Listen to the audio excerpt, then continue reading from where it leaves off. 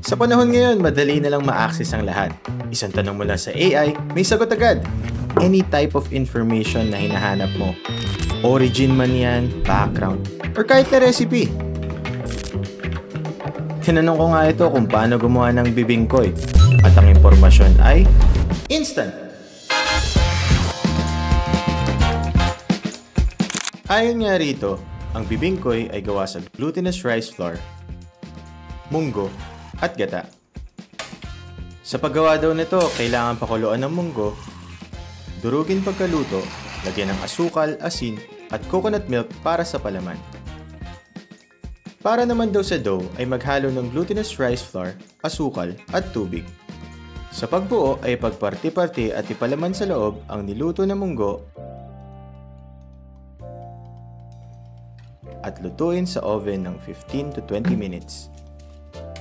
Sabi din na sa paggawa ng sauce nito ay magpakulo ng coconut milk, ilagay ang saba, langka, sago, at asukal. Tapos ay palaputin gamit ang glutinous rice flour at tubig.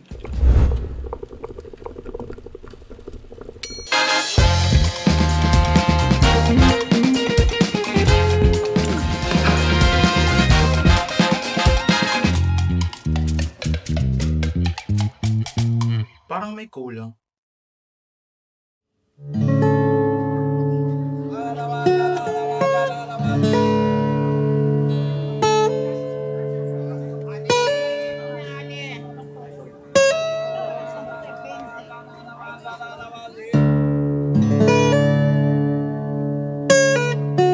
Ako si Bernadette Alejo, ang may-ari ng pinagpasahan ng Aling Ika Karinderya sa Cavite City na pinagmulan sa lola ko na si Chodorica Bautista, sinundan ng mama ko na si Eulogia Bautista.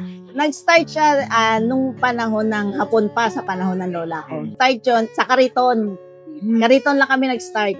Tapos, pero may tinda na kami sa bahay. Ngayon, kaya lang doon, pagkatapos sa bahay, inilalako nila, nag-start kami sa mga ulam. Tapos noon, nakaisip ang lola ko, di ba, minsan naghahanap ng mga kakanin. Siyempre, alam naman natin, common na pagkatapos ng mga kanin ulam, kailangan may pamutan. Kaya nila naisip yung bibingkoy. Yung bibingkoy is mix ng tikoy tsaka bibingka. Kasi ang luto niya is parang bibingka, uling sa ibabaw, uling sa ilalim. Tapos tikoy is kaya siya sticky.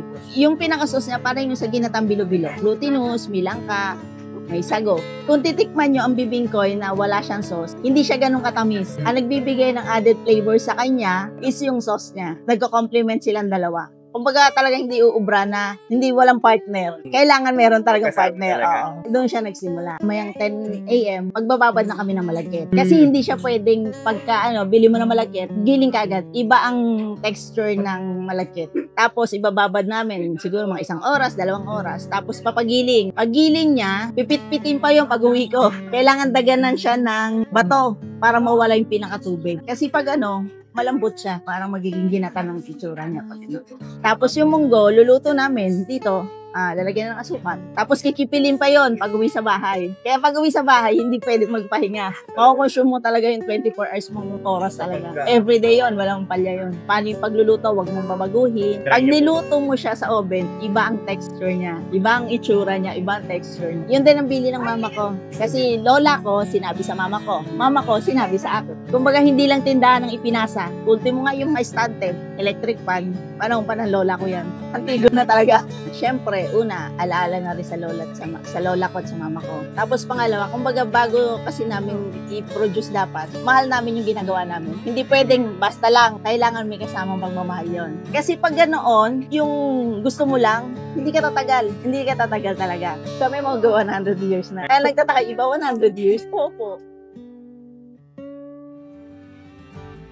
Mahalaga ang teknolohiya sa pagunlad ng ating bansa. Pero kahit moderno na ang panahon, hindi natin dapat kalimutan ang ating pinagmulan at kultura. Sa bawat henerasyong pinapasa natin ang mga tradisyong ito, mas lalo nating napayayaman ang ating pagkakakilanlan bilang Pilipino. Isa sa mga patunay niyan ang bibingkoy ni Aling Ika. Isang simpleng merienda pero puno ng kwento, alaala at pagmamahal.